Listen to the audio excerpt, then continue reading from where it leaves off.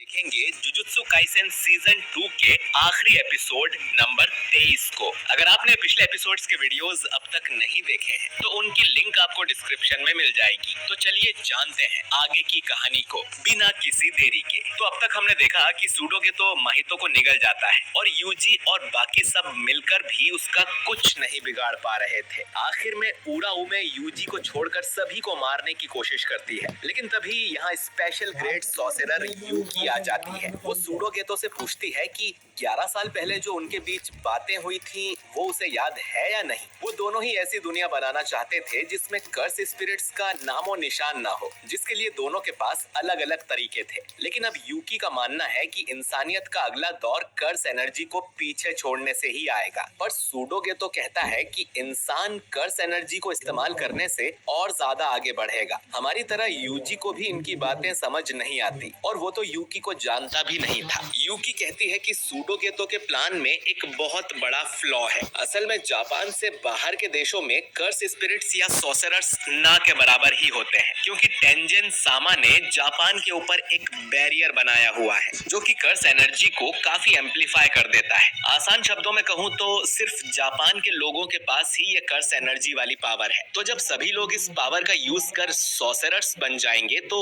दुनिया के बाकी देश चुप नहीं रहेंगे, उनके बीच जरूर युद्ध शुरू हो जाएगा। और इस तरह की दुनिया तो यूकी बिल्कुल नहीं चाहती। सूडोगेतो यूकी की बात सुन हंसता है और कहता है कि हम दोनों के गोल्स अलग हैं। मैं ऐसी दुनिया नहीं चाहता जिसमें कोई कर्स स्पिरिट ना हो, और ना ही मैं शांति कायम करना चाहता हूँ। सॉर्सरर, नॉन सॉर्सरर या कर्स स्पिरिट्स, ये सब इंसानों के ही रूप हैं जो कर्स एनर्जी से बनते हैं, लेकिन इंसान को इससे भी ज्यादा शक्तिशाली बनाया जा सकता है।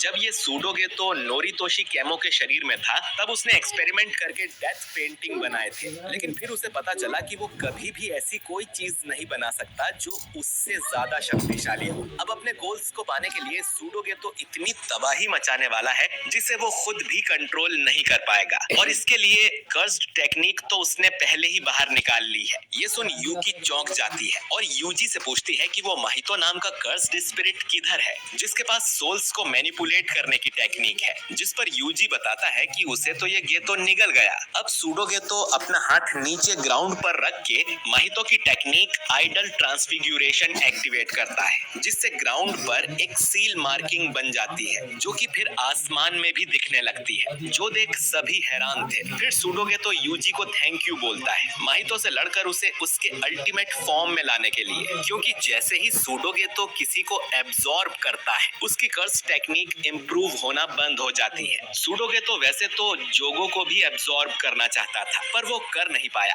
यूकी सूडोगेतो से पूछती है कि उसने क्या किया। सूडोगेतो एक्सप्लेन करता है कि उसने आइडल ट्रांसफिग्यूरेशन टेक्निक को 2 तरह के लोगों पर इस्तेमाल किया है और उन्हें इसी सील से मार्क भी कर दिया है। तो बेसिकली 2 टाइप के लोग हैं। पहले हैं वेसल जैसे कि यूजी, जिन्होंने कोई ना कोई कर्स्ड ऑब्जेक्ट निगला हुआ है, और दूसरे हैं जुनपी जैसे लोग जिनके पास टेक्निक तो है लेकिन सॉर्सरर्स वाला दिमाग नहीं है। तो सूडोगेतो ने अपनी माहितो वाली पावर का यूज कर इनके दिमाग को एडजस्ट कर दिया है ताकि ये लोग भी अच्छे से जुजुत्सु का यूज करें और अपनी टेक्निक डेवलप कर पाएं। अब रही बात वेसल्स की, तो सूडोगेतो ने उनके शरीर को मजबूत बना दिया है ताकि वो अच्छे वेसल बने। और हम देखते हैं कि मेगुमी की बहन सुमिकी भी एक वेसल है, यानी सूडोगेतो ने उसे पहले ही कोई कर्स्ड ऑब्जेक्ट खिला दिया है जिस वजह से वो इतने सालों से कोमा में है। सूडोगेतो इसके बाद एक रस्सी की गांठ खोल देता है और बताता है कि उसने सभी कर्स्ड ऑब्जेक्ट्स की सील हटा दी है, यानी कि जैसे यूजी के अंदर सुकुना का पुनर्जन्म हुआ था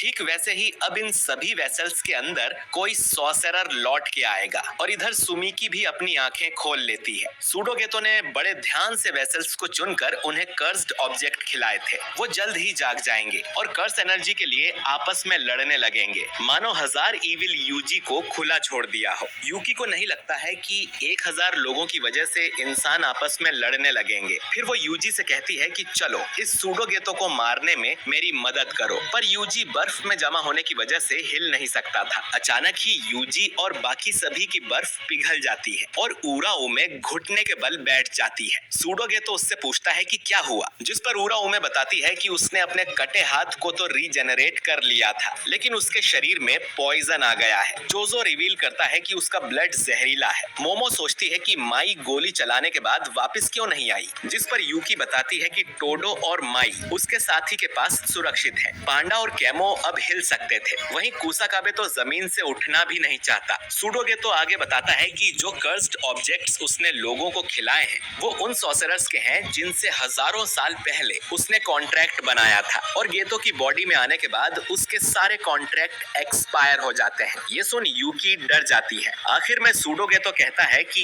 ये अब भविष्य की दुनिया है। इतना कहकर वो ढेर सारे कर्स स्पिरिट्स को बाहर निकालता है और प्रिजन रेल्म निकालकर यूजी को दिखाने लगता है। यूजी गोजो का नाम लेकर चिल्लाता है तो सूडोगे तो उससे कहता है कि तुमसे काफी उम्मीदें हैं। इसके बाद सूडोगे तो यहाँ से जाने लगता है, पर जाने से पहले वो बोलता है कि सुन रहे हो ना सुकुना, हायन पीरियड लौट कर आने वाला है, जुजुत्सु का सुनहरा काल। इसके बाद सूडोगे तो यहाँ से गायब हो जाता है और कोई उसका कुछ नहीं कर पाता। इसके बाद कुछ दिन बीत जाते हैं। हम टोक्यो को ऊपर से देखते हैं और शिबुया वाले एरिया में तबाही के अलावा और कुछ नहीं था। जुजुत्सु हेडक्वार्टर्स में ये डिस्कस होता है कि करीब 23 वार्ड्स पूरी तरह बर्बाद हो चुके हैं, बस कुछ ही एरिया ठीक ठाक बचे थे और उन एरिया में रहने वाले करीब 5 मिलियन लोगों को वहां से निकालना होगा, क्योंकि सूडोगेतो ने लगभग 10 मिलियन कर्स स्पिरिट्स को आजाद किया है। उन्हें समझ नहीं आता कि इस सिचुएशन को कैसे हैंडल करें, क्योंकि पब्लिक को बता दिया कि भूत यानी कर्स स्पिरिट्स होते हैं तो शायद मामला और बिगड़ जाएगा। पब्लिक को तो यही लग रहा था कि शिबुया में कोई भूकंप आया था। एक रिपोर्टिंग कर रही एंकर तो लाइव ही कर्स के हाथों मारी जाती है और ऐसे ही कई लोग कर्सेस का शिकार हो रहे थे। सुपरमार्केट में हम एक लड़की को देखते हैं जो कि खाना खा रही थी। अचानक ही दरवाजे पर कोई डरावनी आवाज में उसे अपने पास बुलाने लगता है और कहता है कि तुम्हारी मॉम, डैड, बड़ी बहन, छोटा भाई सब यहाँ पर हैं। पर वो लड़की कहती है कि उसका तो कोई भाई है ही नहीं। आखिर में ये लड़की उस औरत को पानी पिलाने उसके पास जाने लगती है। जैसे ही वो मार्केट से बाहर आती है तो एक बड़ा सा कर्स स्पिरिट उसे खाने को तैयार बैठा था, लेकिन अचानक ही कोई छलांग मार के कर्स के ऊपर आता है और उसके अंदर अपनी तलवार घुसा देता है। ये और कोई नहीं बल्कि स्पेशल ग्रेड सॉर्सरर यूता है। यूता उस लड़की से पूछता है कि वो डरी तो नहीं और वो कहाँ से आई है। वो कर्स स्पिरिट अब भी नहीं मरा था और वो अपना मुंह खोलकर यूता को खाने की कोशिश करता है, लेकिन फिर रीका उस मॉन्स्टर को बिल्डिंग से टकरा के मार देती है। अब रीका यूता को वापस कैसे मिली ये बाद में पता चलेगा। दूसरी तरफ हम यूकी को किसी से बात करते हुए सुनते हैं। वो उनसे माफी मांगती है जल्दी ना आने के लिए। उसने दूर से ही नजर रखने का सोचा था, क्योंकि वैसे भी सिचुएशन काफी खराब हो चुकी थी। वो ये बात कंफर्म करती है कि वो हीरोज की साइड नहीं है, वो बस एक सुंदरी है जो दुनिया से कर्स्ड स्पिरिट्स का खात्मा चाहती है। लेकिन माफी के रूप में यूकी और उसके साथी शिबुया में मौजूद सभी स्टूडेंट्स को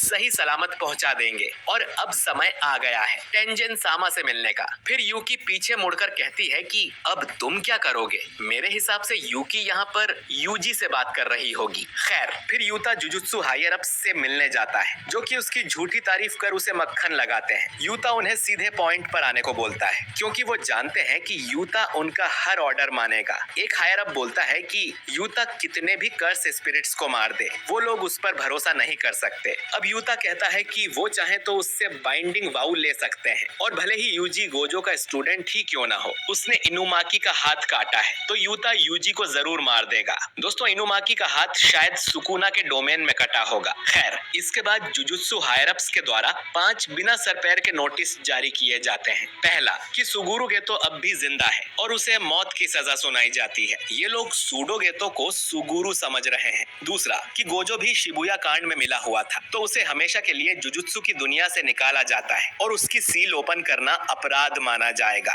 तीसरा कि प्रिंसिपल यागा ने शिबुया कांड में गोजो और गेतो को उकसाया था जिसके लिए उन्हें मौत की सजा सुनाई जाती है। चौथा, यूजी को जल्द से जल्द मौत की सजा दी जाए। और आखिरी नोटिस कि यूजी को मारने के लिए यूता को अपॉइंट किया गया है। शिबुया के अंदर एक सुनसान सड़क पर हम यूजी को देखते हैं जो कि सुबह होते ही ताली बजाता है और ये आवाज सुनते ही पानी में से 2 बड़े बड़े कर्स स्पिरिट्स बाहर निकल कर आते हैं और शिबुया आर्क यहीं पर खत्म हो जाता है। तो दोस्तों, इसी के साथ जुजुत्सु काइसेन का दूसरा सीजन एंड होता है। आपको इस सीजन में सबसे अच्छा क्या लगा कमेंट करके जरूर बताइए। मुझे तो ये सीजन ठीक ही लगा।